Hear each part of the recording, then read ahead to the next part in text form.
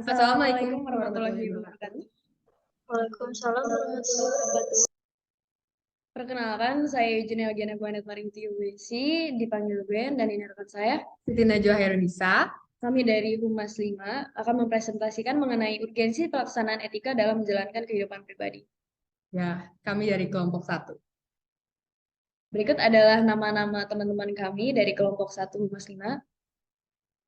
Ada Eugene Helgiani Gwinet dengan NPM 0441212203, ada Ajeng Wardania Putri dengan NPM 0441212214, ada Siti Najwa Herunisa 0441212225, ada Adinda Putri Maharani dengan NPM 0441212231, ada Amelia Azahra dengan NPM 0441212233, dan ada Poppy Alisiana dengan NPM 0441212235.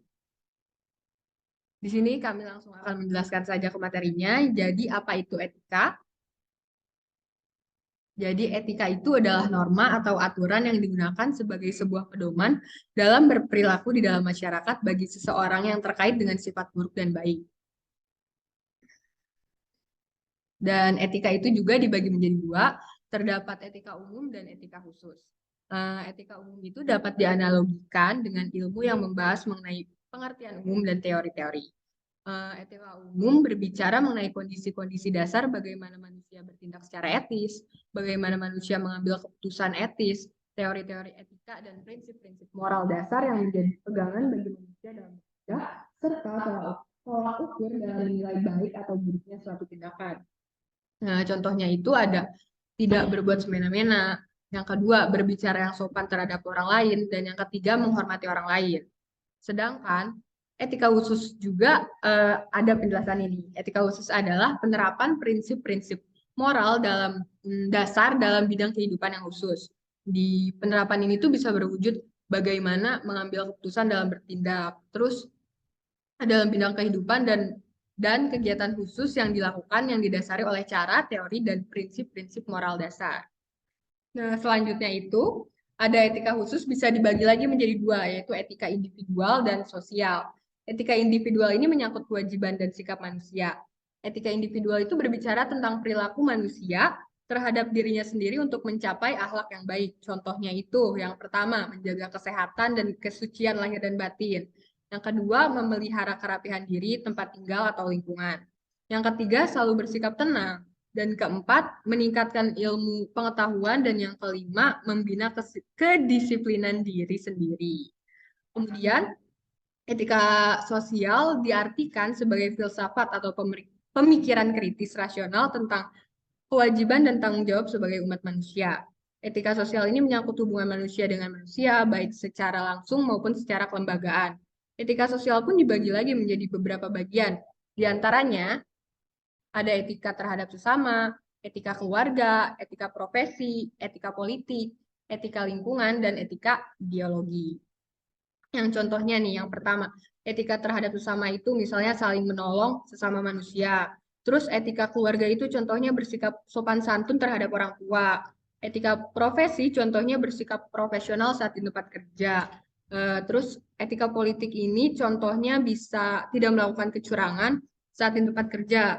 Dan etika lingkungan contohnya menjaga lingkungan sekitar, kayak tidak membuang sampah, kayak gitu-gitu.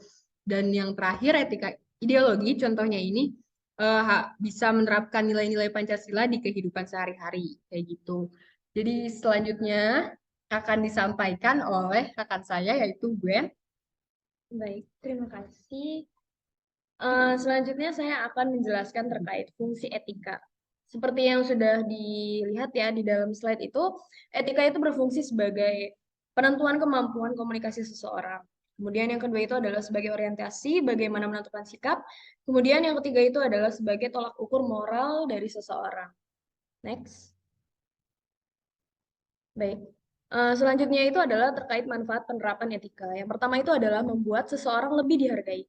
Dengan adanya etika yang baik, maka kita akan lebih dihormati dan dihargai karena kita dianggap sebagai orang yang berpendidikan dan juga sopan. Kemudian yang kedua itu adalah etika bermanfaat sebagai penghubung antar nilai. Dan yang ketiga, etika bermanfaat sebagai pembeda antara yang baik dan juga yang buruk. Dan yang keempat itu adalah etika bermanfaat untuk menjadikan individu memiliki sikap yang kritis.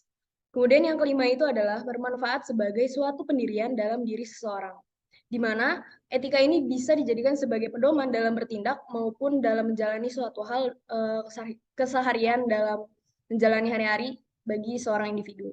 Kemudian yang keenam itu adalah etika bermanfaat untuk membuat sesuatu sesuai dengan peraturan, di mana etika ini akan membuat individu memperlakukan individu lain sesuai dengan kadarnya. Artinya itu adalah individu itu tersebut akan dihukum sesuai dengan kesalahan yang ia lakukan. Kemudian selanjutnya itu adalah terkait faktor yang mempengaruhi etika. Jadi gini teman-teman, terdapat banyak faktor yang mempengaruhi perkembangan berbagai ideologi moral dan etika, di mana faktor tersebut dapat dikelompokkan dalam dua faktor, yaitu faktor eksternal dan internal. Faktor internal itu terdiri dari diri sendiri ya, dan yang selanjutnya itu adalah faktor eksternal yang terdiri dari keluarga, lingkungan, masyarakat, dan kebudayaan. Jadi saya akan menjelaskan terkait faktor-faktor yang mempengaruhi etika. Yang pertama itu adalah dari diri sendiri atau yang disebut dari faktor internal, di mana faktor internal ini meliputi nilai-nilai, keyakinan, dan juga prinsip moral yang dianut oleh seseorang. Nilai-nilai ini juga berpengaruh dari faktor-faktor seperti agama, pendidikan, dan pengalaman hidup. Selain itu, integritas dan kesadaran moral yang dimiliki seseorang juga dapat mempengaruhi etikanya dia sendiri. Kemudian yang kedua itu adalah keluarga. Keluarga ini merupakan lingkungan pertama bagi seseorang untuk belajar terkait etika dan moral, di mana nilai-nilai yang diajarkan oleh orang tua dan anggota keluarga dapat membentuk suatu pandangan seseorang tentang apa yang benar dan juga salah. Kemudian yang ketiga itu adalah faktor lingkungan. Lingkungan di mana seseorang tinggal dan berinteraksi juga dapat mempengaruhi etikanya. Salah satu contohnya itu adalah nilai-nilai yang dipegang oleh teman-teman sebaya, sekolah, kampus, ataupun tempat kerja. Kemudian yang keempat itu adalah next, ya, baik. Yang keempat itu adalah faktor masyarakat, di mana masyarakat ini ruangnya jauh lebih luas ya, dapat mempengaruhi etika seseorang melalui norma-norma sosial, hukum, dan juga aturan yang berlaku. Selain itu, budaya yang diwariskan juga dapat mempengaruhi pandangan seseorang terkait etika. Dan yang kelima itu adalah faktor kebudayaan. Kebudayaan yang dianut oleh seseorang juga dapat mempengaruhi pandangan etikanya, di mana budaya yang dianut juga dapat menentukan norma-norma moral yang dipegang oleh masyarakat di sekitar, termasuk di dalamnya nilai-nilai yang dianggap sangat penting. Kemudian yang terakhir itu adalah agama. Hubungan antara agama dan etika itu mengandung kontroversi dalam kebudayaan yang masing-masingnya berkelainan. Jadi gini loh teman-teman, dari penjelasan saya, berbagai kan ideologi moral dan etika yang dikembangkan berdasarkan pengalaman dan pengamatan masa lalu, sejalan dengan perubahan keadaan seseorang, kedudukan moral dan juga etika juga dapat mengalami sebuah perubahan, di mana perubahan itu dapat mengambil jalur yang positif maupun negatif. Baik, sekian penjelasan dari saya. Sekarang kita akan memasuki ke dalam sesi pertanyaan dan sesi tanya jawab ya. Baik, untuk teman-teman sekalian, ada yang ingin bertanya? Izin bertanya, Baik, Saudari Poppy, silakan. tadi kan di slide etika sosial itu, etika diartikan sebagai filsafat. Kira-kira apa sih hubungannya etika sama filsafat itu sendiri? Makasih. Baik, terima kasih kepada Saudari Poppy. Untuk pertanyaannya kita tampung dulu ya. Untuk teman-teman yang lain, kira-kira ada pertanyaan lagi?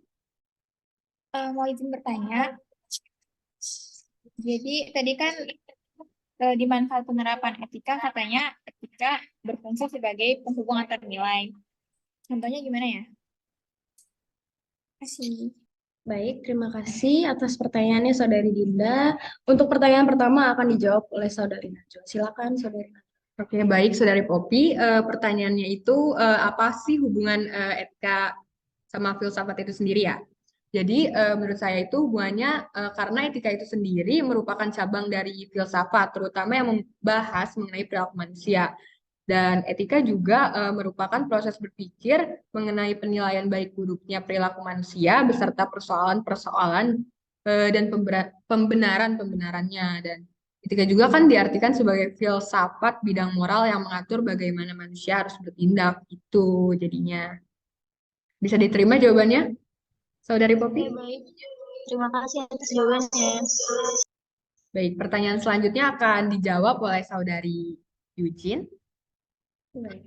Untuk pertanyaan selanjutnya akan saya jawab ya. Ini pertanyaan dari Saudari Dinda, di mana kamu tadi nanya terkait manfaat penerapan etika ya, di mana etika itu bermanfaat sebagai penghubung antara antar nilai gitu. Contohnya itu seperti apa sih? Contohnya itu adalah arti budaya sama nilai agama, di mana dengan adanya etika, makanya dua hal itu akan bisa menjadi suatu kesatuan kebiasaan yang melekat di dalam diri masyarakat maupun individu, tanpa ada pihak yang merasakan dirugikan sekalipun gitu. Jadi dengan gitu itu menunjukkan bahwa etika dikatakan mampu sebagai jembatan antar nilai agama maupun budaya. Itu Dinda. Kira-kira gimana dengan jawabannya? Apakah sudah jelas? Sudah jelas, makasih. Sama-sama Dinda. Untuk teman-teman sekalian, kira-kira ada yang mau bertanya lagi? Kalau tidak ada, maka presentasi ini akan kami akhiri. Mohon maaf bila banyak kesalahan kata. Sekian dari kami. Wassalamualaikum warahmatullahi wabarakatuh. Waalaikumsalam warahmatullahi wabarakatuh.